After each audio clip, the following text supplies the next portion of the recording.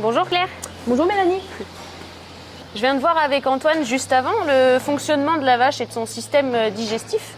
Donc toi tu es aussi consultante élevage chez Lely-France. Est-ce que tu peux me dire un petit peu comment la vache elle occupe ses journées? Oui, alors le cycle de la vache en fait c'est à peu près la moitié de son temps allongé à ruminer. Donc elles ne vont pas forcément dormir mais vraiment être allongées, ruminer donc dans les logettes ou l'air paillé. Donc elles vont passer à peu près 12 à 14 heures à faire ça. Ensuite elles ont un quart de leur temps, 5 à 6 heures par jour où elles vont boire et manger. Donc sous forme d'une dizaine de repas par jour, d'une demi-heure, suivi derrière de l'abreuvement. Et ensuite le reste du temps, donc c'est pour tout ce qui est activité de sociabilisation, tout ce qui est traite ou autre activité. Et nous, quand on va dans une stabulation là, comme celle-ci, l'idée en fait c'est qu'on voit à peu près 60% des animaux qui soient allongés à ruminer et à peu près un quart des animaux qui soient à l'auge en train de manger ou de boire. L'idée c'est d'avoir le moins possible d'animaux qui soient debout à ne rien faire en fait. Donc là tu me parlais de cycle de la vache. J'imagine que c'est pour répondre aussi à des besoins finalement. Oui, effectivement. Dans un premier temps, l'idée c'est d'avoir des couchages qui soient confortables. Donc que ce soit en air paillé ou en logette, que ce soit suffisamment grand et propre pour qu'elles aient envie et qu'elles aient la place de se coucher pour ruminer, donc pour digérer. Et parce que l'idée en fait c'est qu'il y a à peu près 400 à 500 litres de sang qui passent au niveau de la mamelle pour produire 1 kg de lait. Alors, donc en fait plus elles sont allongées, plus il va y avoir une meilleure circulation sanguine et forcément un peu plus de production laitière. En besoin, on va aussi retrouver l'alimentation. Donc une vache, elle va manger, donc on disait à peu près une dizaine de repas par jour. Elles vont avoir besoin de différents éléments pour leur croissance, pour l'utilisation pour leur propre organisme, mais également pour tout ce qui est production de lait, production de viande. Donc elles vont avoir besoin d'énergie, elles vont avoir besoin de protéines, de vitamines, elles vont avoir besoin d'oligo-éléments, de minéraux, d'eau, donc on va en parler juste après, et de fibres, donc de fibres essentiellement pour la rumination. Ah oui, donc une dizaine de repas par jour, ça fait combien en quantité ça, en kilos? En fait, les vaches, elles vont consommer forcément en fonction de leur poids, entre autres, et de leur production laitière. Donc elles vont consommer à peu près 18 à 22 kg de matière sèche. Là, on va parler plutôt en matière sèche. Donc c'est vraiment la quantité d'alimentation sans la partie liquide. Après, forcément, une vache qui va peser à peu près 650 kg et qui va produire 30 kg de lait par jour, elle va donc consommer à peu près dans les 22 kg de matière sèche. Alors qu'une vache du même poids qui va produire 50 kg de lait par jour, elle va plus consommer forcément 28 kg de matière sèche. Donc forcément, plus elle produit, plus elle va consommer. Mais elles ont également besoin de pas mal d'eau pour produire. Est-ce que tu as une idée à peu près du litrage par jour pour une vache? Je sais pas, je dirais une centaine de litres par jour. Ouais, c'est ça, tu es à peu près sur ce chiffre-là. Parce qu'elles vont donc boire à peu près 6 à 7 fois par jour. Elles vont besoin de 4 à 5 litres d'eau par kilo de lait produit. Donc encore une fois, ça va vraiment dépendre de la production par vache. Et elles ont à peu près 30 à 60 litres d'eau qui vont déjà être dans leur ration quotidienne à l'auge. Et l'autre partie, ça va être dans les abreuvoirs. D'où l'intérêt d'avoir suffisamment d'abreuvoirs par rapport à la densité d'animaux et des abreuvoirs qui soient par exemple proches de la salle de traite ou du robot de traite parce qu'elles aiment bien généralement boire après la traite ou après un bon repas. Donc là, on a vu différents besoins de la vache. Est-ce qu'il y en a d'autres en plus de ceux que tu m'as déjà présentés? Oui, on va également aborder la partie espace. Les vaches ont besoin d'espace. Elles ont besoin d'un espace qui soit ventilé, qui soit propre pour pouvoir déjà faire leurs activités physiques et de sociabilisation et pour éviter un peu les compétitions entre animaux. Et en plus, elles vont avoir besoin de lumière. Donc elles vont avoir besoin d'à peu près 16 heures de lumière et 8 heures d'obscurité, parce qu'elles sont assez sensibles à cette alternance entre la nuit et le jour. La lumière en fait va stimuler leur activité et donc stimuler derrière leur ingestion et par conséquent la production laitière. Tout à l'heure, Antoine me parlait de facteurs qui pouvaient impacter sur les animaux. Est-ce que tu peux m'en dire un peu plus? Oui, les facteurs un peu clés pour l'alimentation de précision. Donc effectivement, on en a 3 qu'on a ressortis d'après des études. 3 donc alimentaires, nutritionnels et 3 non nutritionnels. Okay. Donc pour la partie nutritionnelle, on a le calcul de la ration. On a vu tout à l'heure que l'équilibre avec l'ensemble des éléments nécessaires à la vache est assez important. Donc l'idée, c'est que donc, le calcul de la ration soit correct et ce qui va être distribué derrière à l'auge soit également correct. Donc c'est pour ça qu'on va jouer un rôle avec le vecteur sur tout ce qui est ordre de mélange, temps de mélange, fréquence de distribution, quantité à distribuer, qui vont permettre d'adapter en fonction des rations voulues et d'avoir donc la ration désirée à l'auge. Un deuxième facteur lié à la nutrition, c'est la fibrosité.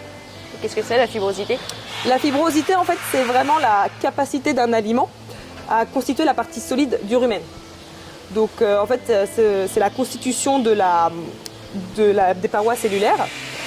Et plus, en fait, la vitesse de dégradabilité de ces parois cellulaires va être faible, plus ça va permettre de constituer donc, la partie solide du rumen. L'idée, en fait, c'est qu'on ait des fibres suffisamment longues pour constituer cette partie solide du rumen et pour donc permettre la rumination. Donc en fait, les fibres de plus de 0,8 cm, elles vont déjà permettre de constituer cette partie solide. Et les particules de plus de 2,5 cm, elles vont permettre la rumination. Donc j'ai vu quand je suis arrivée tout à l'heure, tu étais en train de faire un tamis. Peut-être que tu peux m'expliquer comment ça marche? Oui, c'est ça. J'étais en train de faire le tamis pen state. Donc c'est ça qu'on utilise pour prélever en fait la ration à l'auge. Donc généralement, on prend sur 3 parties de l'auge pour voir un peu si la distribution est homogène. Et donc on effectue le tamis. Et on ressort donc 4 petits paquets donc, pour les 4 tamis. Donc dans cette première partie, donc dans le tamis supérieur, c'est là où on va retrouver en fait de la fibrosité, mais c'est aussi là où on va retrouver des aliments que les vaches elles risquent de trier. Donc l'idée c'est d'en avoir suffisamment, mais pas trop. Donc là comme on est sur une ration semi-complète avec des concentrés au robot, donc selon la quantité de concentrés au robot, on doit être ici sur du 15-20% quoi. De proportion. Sur cette partie-là, la dernière, il ne faut pas en avoir trop non plus, donc à moins de 10%, surtout sur la ration semi-complète. Sinon, il peut y avoir des risques d'acidose. Sur ces portions-là, donc ces deux-là, c'est elles qui vont produire, on va dire, le lait. Donc c'est là où il faut en avoir le plus. Ici, on va peut-être être sur du 50-60% et le reste 20-30% sur cette partie-là, quoi. Du coup, j'imagine que les vaches sont peut-être un peu difficiles. Il y a des choses qu'elles préfèrent et d'autres qu'elles aiment moins. Oui, c'est effectivement le troisième facteur du coup nutritionnel, ça va être l'appétence. Donc forcément l'appétence de la ration à l'auge, l'appétence d'un aliment. Une vache, il faut savoir qu'elle a une capacité olfactive 16 fois plus importante que l'homme. Donc forcément, elles vont trier à l'auge. Elles vont trier entre les petites particules et les grosses particules. Donc généralement, elles vont en fait moins aimer les particules de plus de 6-7 cm, donc la longueur de leur langue en fait. Donc ce sont ces parties-là qu'elles risquent de trier. C'est pour ça qu'on évite d'avoir des fibres aussi longues à l'auge. Elles vont aimer par contre énormément tout ce qui est sucré. Donc c'est pour ça qu'on peut retrouver des fois de la betterave ou de la mélasse. Elles vont également aimer tous les aliments en fait à haute valeur nutritionnelle. Et par contre, elles vont pas aimer dès que c'est pourri, moisi, avec du sable ou des choses comme ça, quoi. Comment on peut jouer sur cette appétence justement de la ration? C'est pour ça que dès le travail de l'éleveur, dès on va dire la production de ces produits, donc par exemple sur les ensilages, dès la fabrication de ces silos, la gestion du silo, c'est super important de bien les gérer pour éviter l'échauffement, quoi.